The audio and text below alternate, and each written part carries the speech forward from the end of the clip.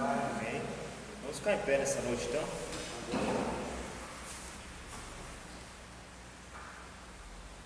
Vamos abrir nossas Bíblias em 1 Coríntios.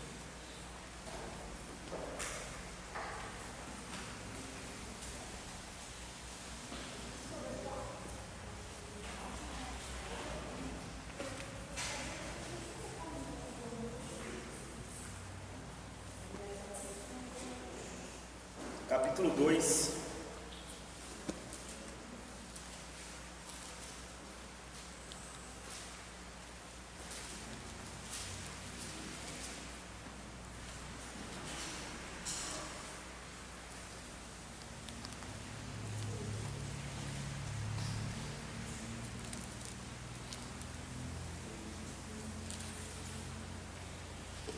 Vamos fazer uma oração antes disso.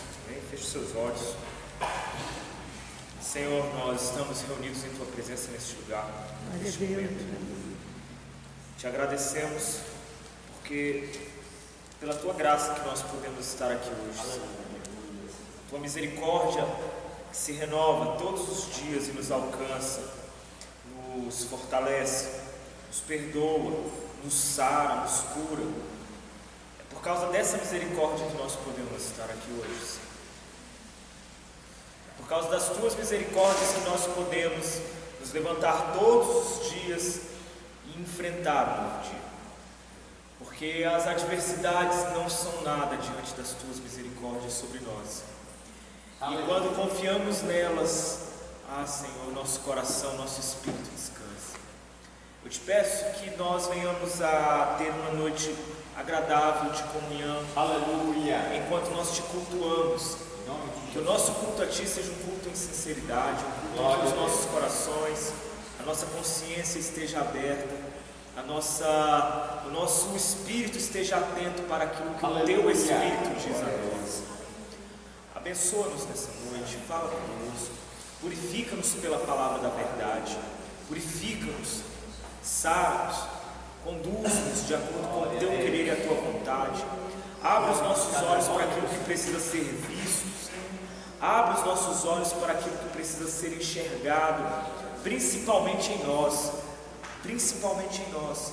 Aleluia. Porque diante das trevas dos nossos corações, o Teu Evangelho é a luz que brilha e dissipa essas trevas e conduz-nos a caminhos de vida em Ti, Senhor. Te peço, abençoa cada um nessa noite, seja conosco, nós te pedimos em nome de Jesus. Vamos ler então, queridos. 1 Coríntios capítulo 2, palavras do apóstolo Paulo, né? E ele diz o seguinte: E eu, irmãos, quando fui ter convosco, anunciando-vos o testemunho de Deus, não fui com sublimidade de palavras ou de sabedoria, porque nada me propus saber entre vós, senão a Jesus Cristo e este crucificado. E eu estive convosco em fraqueza, e em temor, e em grande tremor. E a minha palavra e a minha pregação não consistiam em palavras persuasivas de sabedoria humana, mas em demonstração de espírito e de poder, para que a vossa fé não se apoiasse em sabedoria dos homens, mas no poder de Deus. Todavia falamos sabedoria entre os perfeitos, não porém a sabedoria deste mundo, nem dos príncipes deste mundo que se aniquilam. Mas falamos a sabedoria de Deus, oculta em mistério, a qual Deus ordenou antes dos séculos para a nossa glória, a qual nenhum dos príncipes deste mundo conheceu, porque se a conhecessem nunca crucificariam ao Senhor da glória. Mas como está escrito, as coisas que o olho não viu e o ouvido não ouviu e não subiram ao coração do homem, são as que Deus preparou para os que o amam. Mas Deus nolas revelou pelo seu Espírito, porque o Espírito penetra todas as coisas, ainda as profundezas de Deus. Porque qual dos homens sabe as coisas do homem, senão o Espírito do homem que nele está? assim também ninguém sabe as coisas de Deus, senão o Espírito de Deus. Mas nós não recebemos o Espírito do mundo, mas o Espírito que provém de Deus, para que pudéssemos conhecer o que nos é dado gratuitamente por Deus. Amém? Pode se assentar nessa noite.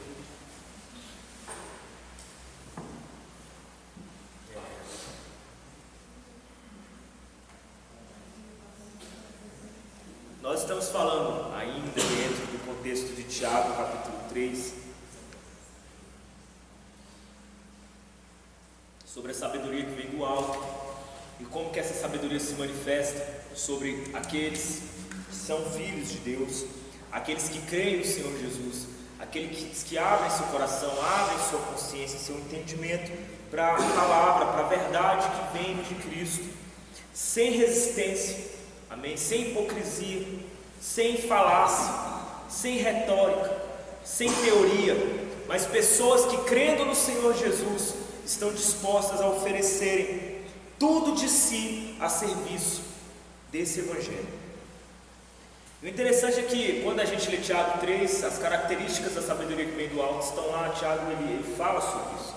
Fala que a sabedoria que vem do alto, ela não é invejosa, ela não é facciosa, ela não é arrogante, ela não é soberba, ela não é incorrigível, antes ela é tratável. A sabedoria que vem do alto, ela não ensoberbece. A sabedoria que vem do alto, pelo contrário, a sabedoria que vem do alto calça o espírito humano das sandálias da humildade. Ela não é ensoberbecida. É por isso que ela é tratável. É por isso que quanto mais sabedoria do alto uma pessoa tem, mais tratável ela é, mais ela pode ser tratada, mais ela pode ser corrigida sem se sentir ofendida pela correção. O espírito humano, o ser humano, se existe algo que aflige o ego humano, se chama correção. Quando você corrige alguém, ou você é corrigido por outro alguém, naturalmente isso toca o nosso ego. Isso é como se fosse uma porrada na gente. Isso machuca a gente. Isso não faz bem para a gente. E quando o Tiago então fala que a sabedoria que vem do alto é uma sabedoria que produz uma sensação de que é necessário ser tratado e cada vez mais tratado, você então entende que a sabedoria que vem do alto produz uma consciência de que eu preciso ser tratado. E só tem a consciência de que precisa ser tratado quem tem a consciência de que falha. Quem tem a consciência de que não é perfeito, quem tem a consciência de que seus caminhos muitas das vezes são tortuosos, quem tem a consciência pela graça de Deus, pela misericórdia de Deus, pelo entendimento da graça, desse favor que nos alcança sem a necessidade do nosso mérito, sem a necessidade das nossas obras, sem a necessidade da nossa perfeição. Essa consciência da graça que, ao invés do espírito religioso que nos blinda no mundo das aparências, não, essa consciência da graça que derruba essa sensação de ser infalível, que derruba essa aparência, essa postura bonita diante dos homens, joga isso por terra e faz com que a pessoa tenha consciência de que ela é totalmente dependente do favor de Deus, de que ela dos pecadores, ela é a principal dos pecadores, que dentre aqueles que falham, ela talvez seja a que mais falha, que ela não é digna de nada, e justamente por não ser digna de nada é que ela depende tudo de Deus. É por isso que é essa consciência que faz com que você entenda que você tem que ser tratado, você precisa ser tratado. E tudo isso só acontece quando o coração está esvaziado da soberba, da vaidade boba, da arrogância boba do ser humano, que toma conta do coração dele, que quer mostrar coisas para as pessoas porque anda de acordo com o que as pessoas pensam dele, se preocupa demais com o que as pessoas pensam. É por isso que nós nos preocupamos com o status social, é por isso que a gente não gosta de ser corrigido em público, porque isso vai talvez desmontar a imagem que nós gostaríamos que as pessoas tenham de nós. Entretanto, aquele que está em Cristo não se preocupa. Eu sempre digo isso aqui, né? Aquele que está em Cristo não se preocupa com a imagem que as pessoas têm dele. Aquele que está em Cristo, antes de mais nada, ele se preocupa com aquilo que ele é diante de Deus. Ainda que diante dos homens ele seja tido como um louco, como um maluco, como alguém que come gafanhotos, que vive isolado e que é tido como um doido, assim como era João Batista, né? Mas aquele que está diante de Deus não se preocupa com o que os homens acham dele, ele se preocupa com aquilo que Deus, com o seu caminho a sós com o seu Senhor. E se o seu caminho a sós com o seu Deus se encontra em processo de aperfeiçoamento, naturalmente as boas obras irão brilhar também para os homens. Ainda que muitas das vezes os homens não reconheçam essas boas obras, porque os homens eles são maus. Nós somos maus. Então, meus irmãos, pegando Tiago 3, e parece que o texto de Tiago 3 conversa com 1 Coríntios 2, com 1 Coríntios 1, né? Eu não leio o texto inteiro, porque a gente não tem tempo aqui. Mas a verdade é que essa ministração hoje que eu estou trazendo, ela está baseada em no mínimo 10 capítulos de Coríntios, né? Tudo isso que eu estou falando aqui hoje está baseado no mínimo de 1 Coríntios 1 até o capítulo 10. Oh meu Deus, a neném veio na chuva.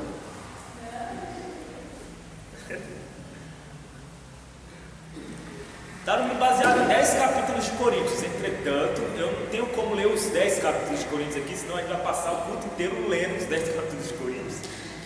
Mas vocês vão notar que em 1 Coríntios 1, Paulo começa fazendo esse paralelo sobre a sabedoria que vem do alto, sobre o modo como Deus ele chama os fracos, e os fracos justamente porque os fracos já estão vazios o suficiente para não se ensoberbecerem, para não se encherem com as vaidades dessa vida, não se encherem. É por isso que ele fala: olha, muitos dentre vocês, não existem muitos sábios de acordo com os olhos dos homens, não existem muitas pessoas cheias de palavras pomposas entre vocês, não existem muitos poderosos entre os chamados para o Evangelho, muito pelo contrário, o Evangelho parece que ele encontra ressonância no coração daqueles que justamente estão revestidos da simplicidade.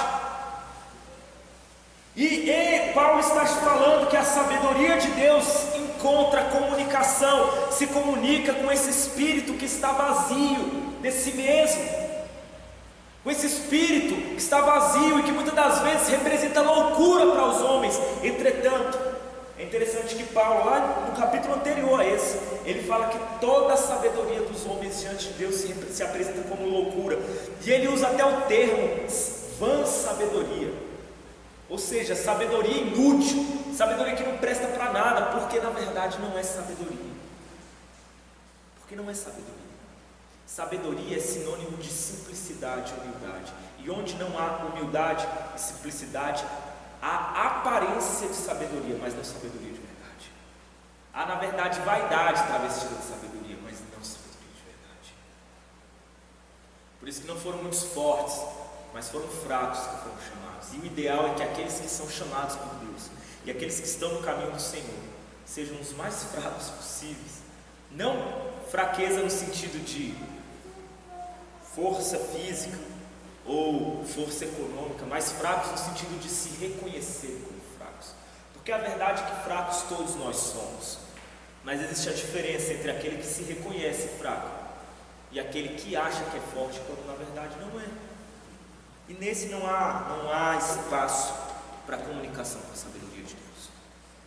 E aí é por isso que em 1 Coríntios capítulo 2, Paulo introduz dizendo: olha, eu não perdi tempo falando de sabedoria humana para vocês. Quando ele fala: olha, as minhas palavras não se resumiram em palavras persuasivas de sabedoria humana, mas elas se resumiram em demonstração de espírito e de poder. Demonstração. Nota que a palavra demonstração de espírito e de poder. Ele fala: eu não quis saber nada diante de vocês que não fosse Cristo crucificado. Tudo que vem de mim, eu cheguei a vocês. Eu não cheguei a vocês com nenhum argumento que brotasse da minha vaidade, mas o meu ponto de partida para me comunicar com vocês é Cristo e o Cristo crucificado. É interessante, por que ele fala o Cristo crucificado? Porque quando ele usa a figura do Cristo crucificado, é ele falando: Cristo crucificado é o símbolo do esvaziamento. A crucificação é o símbolo do esvaziamento. Amém? Quando nós nos crucificamos, quando nós tomamos a nossa cruz e seguimos a Jesus, quando Paulo já lá em Romanos fala que com ele nós fomos crucificados, nós morremos com ele para com ele também ressuscitarmos. Essa morte para a vida é símbolo de esvaziamento. Essa morte é a morte da vaidade humana, é a morte da soberba humana, do orgulho humano, é a morte da pretensão humana, é a morte do achismo humano, de achar que sabe alguma coisa, é a morte da autoconfiança humana, é a morte de tudo isso, a morte de tudo isso para a ressurreição de Cristo.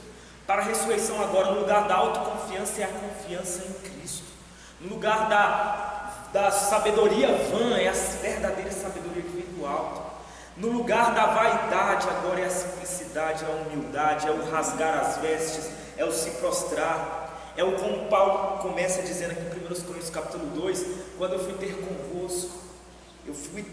convosco, na verdade, em temor, em fraqueza, em temor e em grande tremor.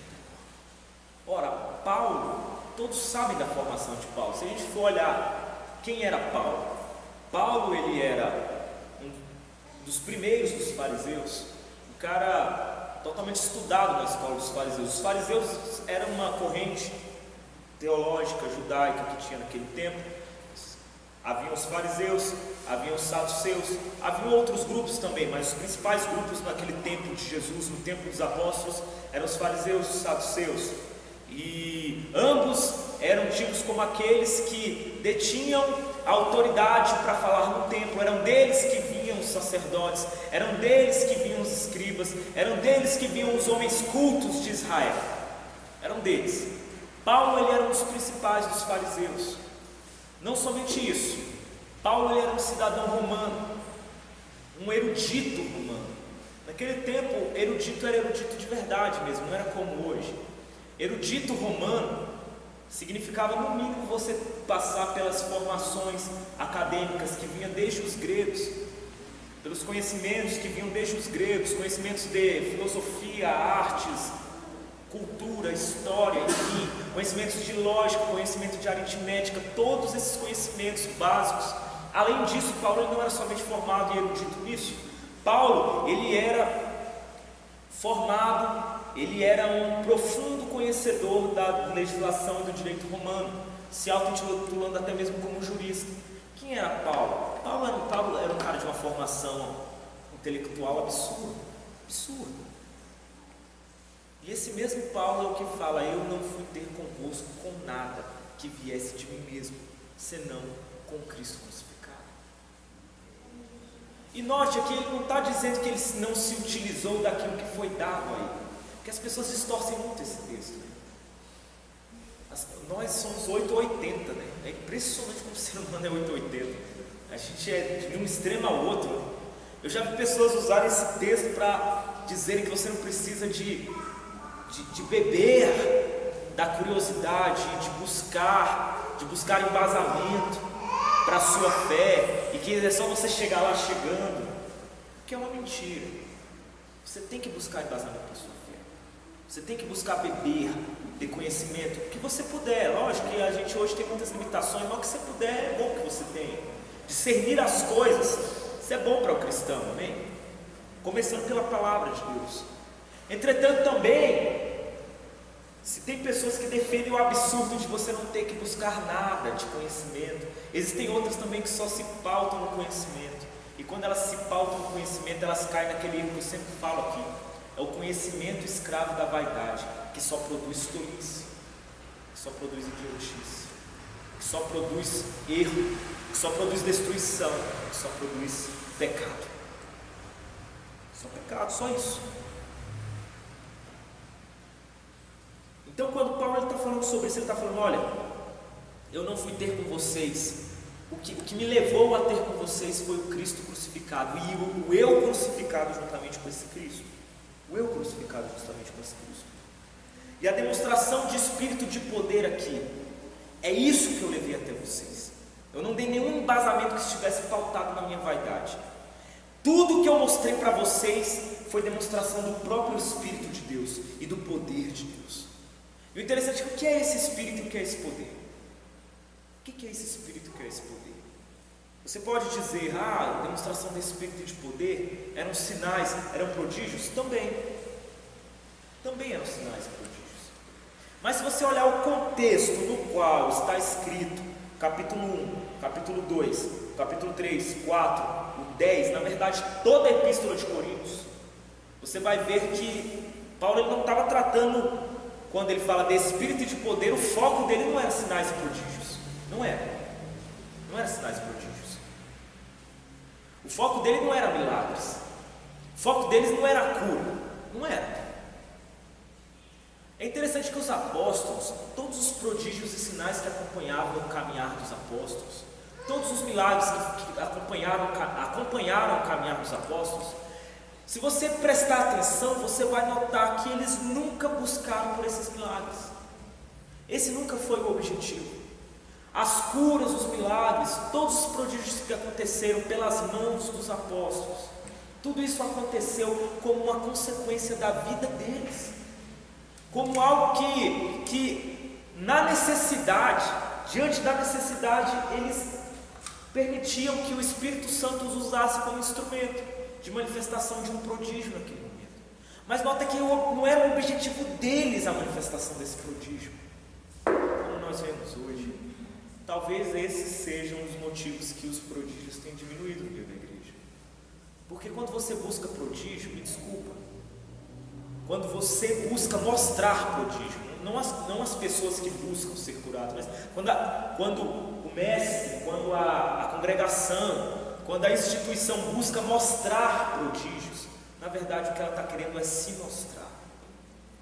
Quando ela busca demonstrar um poder, na verdade o que ela está querendo é mostrar a si mesma, mostrar que ela é mais ungida que alguma coisa, que nela existe algo de diferente. E se você olhar para o caminho dos apóstolos, você vai ver que a última coisa que eles queriam era mostrar alguma coisa deles mesmos, apesar de poderem fazer isso, mas não faziam. Talvez esse seja o motivo que hoje nós vivemos falsificação de milagres. A ânsia em demonstrar milagres faz com que as instituições até falsifiquem milagres. A ânsia em demonstrar essas coisas, em demonstrar o diferencial, faz com que, às vezes, uma pessoa até bem intencionada acabe entrando num caminho de mentira, de falsidade, de falsificação. Vocês sabem onde dá tudo isso, eu já cansei de falar com os irmãos aqui. Quantas pessoas eu conheço que estão frustradas, que se apostataram da fé, porque caiu em uma dessas mentiras, em uma dessas falsificações. Quantas pessoas se frustraram e se rebelaram contra o próprio Deus, porque acharam que aqueles que falavam em nome de Deus eram mentirosos, porque prometeram uma coisa que não lhes foi dada, um milagre que não chegou nunca. Demonstração de espírito e de poder por aquele que não quer demonstrar, que nunca foi o objetivo demonstrar nada que não fosse o espírito e o poder. Meus irmãos, entenda o seguinte: onde houver o mínimo de demonstração do ego humano, não há demonstração de Deus. Não há. Ou se demonstra o Espírito e o poder de Deus,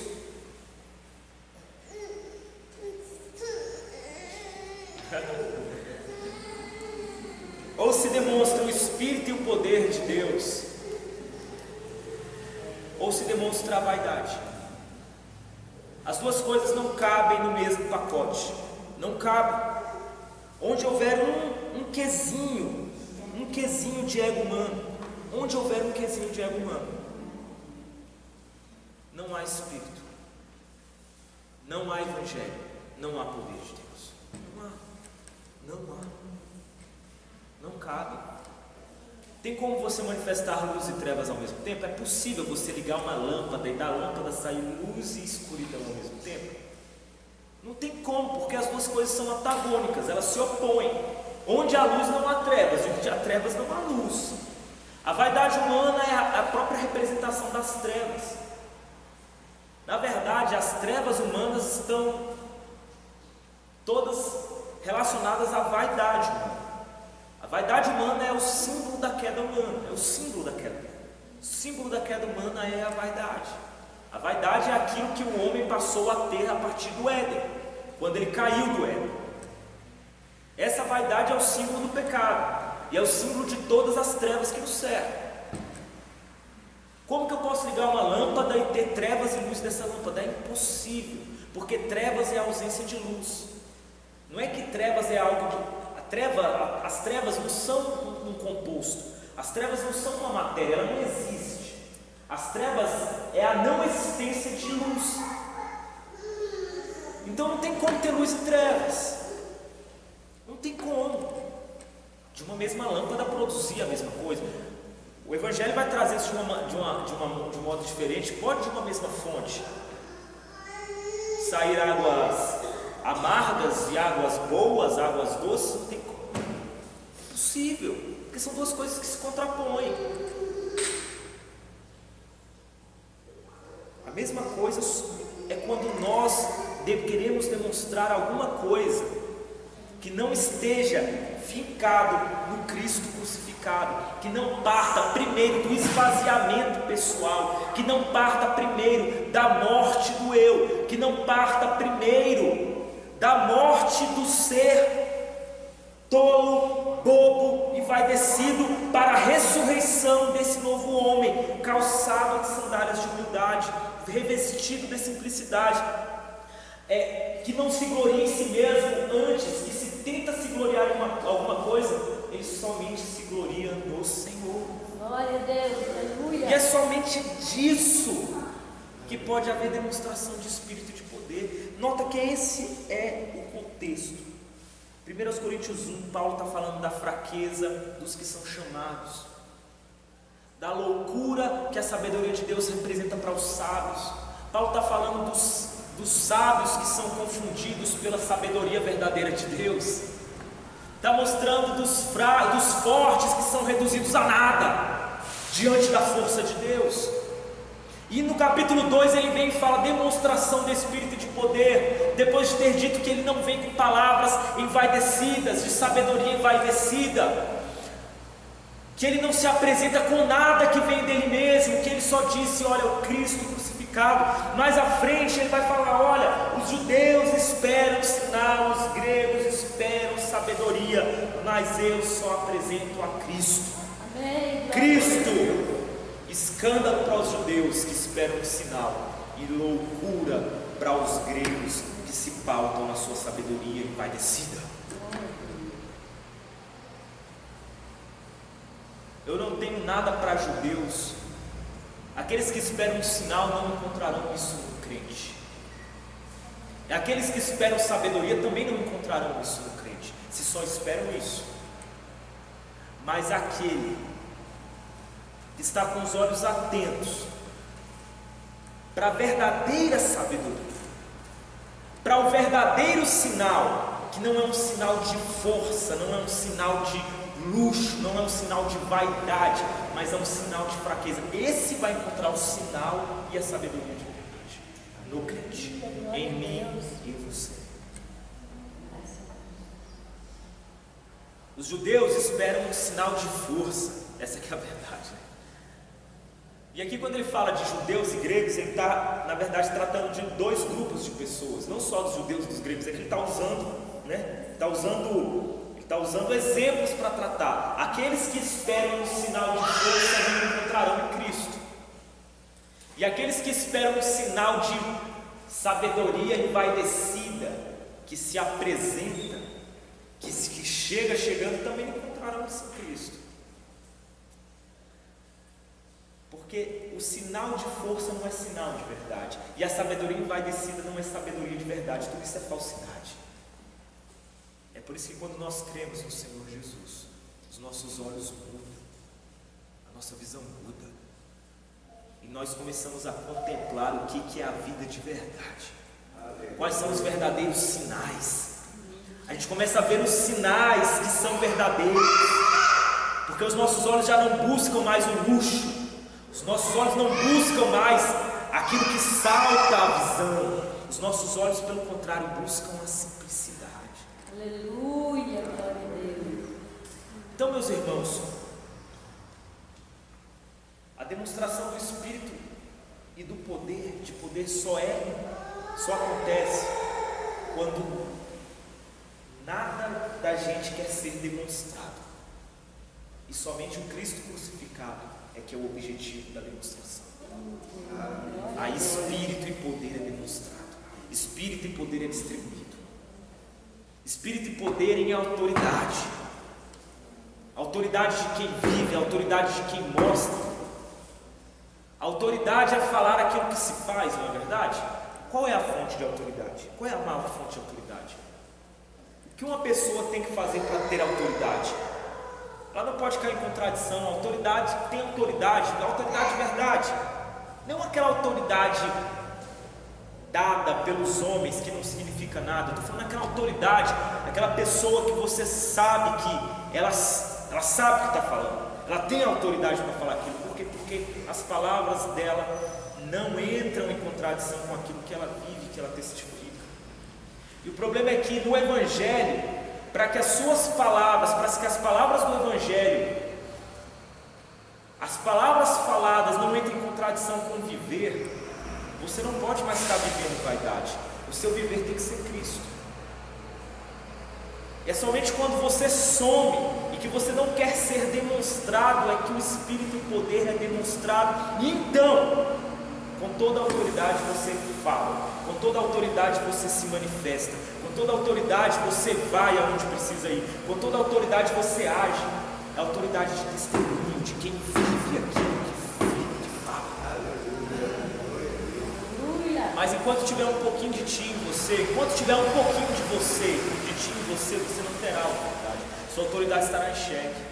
Porque enquanto você estiver envaidecido de si mesmo, enquanto houver uma gota de envaidecimento seu, a verdade é que você estará em risco de cair em contradição. Porque a sua natureza, ela ama, mas ela ama fazer coisas incorretas, desagradáveis, egoístas, individualistas, imorais, rancorosas, vingativas. Essa é a nossa natureza, meus irmãos. O Cristo crucificado, que nos leva a ser crucificado com Ele, faz com que nós nasça um homem agora que parte desse Cristo crucificado, e que ao nascer desse Jesus, ao ressurgir desse Jesus, agora não tem mais nada de si mesmo, ou cada vez menos de si mesmo tem, e cada vez mais dele tem, fazendo com que agora tudo que se manifeste dele seja a demonstração do próprio Espírito de poder de Deus. Uma pessoa que não anda querendo manifestar nada, mas que quando é necessário manifestar, ela manifesta, não porque ela está procurando manifestar, mas porque é necessário que seja manifesto. Eu já falei isso aqui num domingo, lembra? Eu já preguei sobre isso aqui, que as obras da luz, elas são exatamente essas obras que se apresentam como algo útil, necessário, no tempo correto. Você sabe que uma pessoa não está fazendo nada para se mostrar quando ela faz algo que realmente é útil, algo que realmente é necessário e no momento oportuno. Porque se você faz alguma coisa fora do momento oportuno, ainda que útil e necessário, talvez aquilo sirva para vanglória sua, para você se mostrar diante dos homens. E quando também você faz alguma coisa que diz ser boa, mas que não é útil, na verdade de bom aquilo não tem nada. Aquilo também é só uma massagem de ego. Jesus deu exemplos disso, amém? Quando ele falava dos fariseus, que davam esmolas na frente de todo mundo. Só que eles davam na frente de todo mundo, olha o momento que eles escolhiam, né? Eles escolhiam um momento adequado para eles. E aí eu te pergunto, a esmola deles era uma atitude boa? Não era. Era boa obra? Não era. A esmola era necessária? Era necessária. São os três filtros, né? Necessidade, utilidade e momento. A esmola é necessária para uma pessoa que precisa? É óbvio que é necessário. Então passou pelo filtro, por um dos filtros. Mas vamos para outro filtro. Qual o momento que você escolheu para dar essa esmola? Se não tivesse ninguém ali, você daria essa esmola? Se ninguém estivesse te observando e você não ganhasse nada em troca com aquilo, aquele fariseu daria aquela esmola? Se a resposta for não, então significa que aquilo não foi uma boa obra. O contrário também é verdade. Para que fazer alguma coisa que não é necessária e útil? Do que adianta sarar, dar medicamento para sãos? Jesus usa outros exemplos para resolver isso. Um remédio tem alguma eficácia, tem alguma utilidade para alguém que não está doente? Tem. Você está bonzinho que agora eu pego e falo, toma uma amoxicilina. Para que você vai querer tomar uma amoxicilina? Qual é a utilidade disso? Então, se eu te dou uma amoxicilina, na verdade eu estou te fazendo alguma coisa boa. Eu estou usando exemplos aqui bobos para que a gente entenda o que está sendo falado. Está tendo alguma utilidade? Não. Então, a boa obra, ela vem acompanhada de uma utilidade. Ela está ali para saciar uma necessidade. E ela acontece no momento que é preciso, no momento que é necessário, no momento oportuno. Tudo que saia disso, meus irmãos, é vaidade humana. Tudo que saia disso é a aparência de piedade, mas não é piedade de verdade. Jesus, ele sempre combate a aparência da piedade. Não é piedade de verdade, não é piedade de verdade. É a aparência de piedade. E disso o mundo está cheio, meus irmãos. O mundo está cheio disso. E mais triste ainda é ver que a igreja está cheia disso. E desculpa, mas praticamente a igreja tem se resumido a isso. A aparência de piedade, mas não é a piedade de verdade. Não é piedade de verdade. Não é. É por isso que a igreja não tem tido autoridade. É por isso que a igreja não tem manifestado, não tem sua demonstração pura do Espírito. Os milagres aconteciam, as curas aconteciam porque elas eram necessárias no momento oportuno. Os apóstolos não esperavam reunir uma multidão para curar ninguém. Esperavam. Quantas pessoas você lê no Atos dos Apóstolos, você vai ver que foram curadas, até mesmo por Jesus e pelos apóstolos, quando mais ninguém testificou disso. Porque era uma necessidade, era um momento. Hoje as pessoas esperam os ajuntamentos. Eu tenho certeza que os maiores milagres, e eu estou falando aqui de milagre em questão de prodígio, de cura, que enche os olhos das pessoas.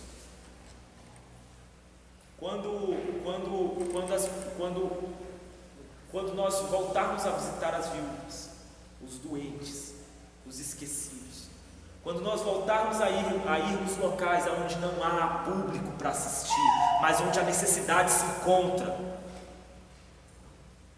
os prodígios, os milagres, os sinais vão voltar a acontecer. Agora, enquanto a gente esperar que o público se junte para que eu possa fazer um espetáculo, não vai acontecer. Vão continuar sendo falsificações, vão continuar sendo curas psicológicas, vão continuar sendo sessões de hipnose, ou seja lá o que for, mas não nada genuíno de Deus. Nada. E Paulo, ele continua, e ele vem falando acerca de todas essas coisas, e eu vou adiantar um pouquinho mais. E ele fala lá no versículo 9, né? Lá no versículo 9: mas como está escrito, as coisas que o olho não viu e o ouvido não ouviu e não subiram ao coração do homem, são as que Deus preparou para os que o amam. Está parafraseando, né? Vou repetir. Mas como está escrito, as coisas que o olho não viu e o ouvido não ouviu e não subiram ao coração do homem, são as que Deus preparou para os que o amam. O olho não viu, o ouvido não ouviu, o coração não desejou. É isso que Deus tem para ti. É isso que Deus tem para aqueles que creem. É isso que Deus tem para aqueles que são revestidos da sabedoria que vem do alto. Qual é a conclusão que a gente chega disso então?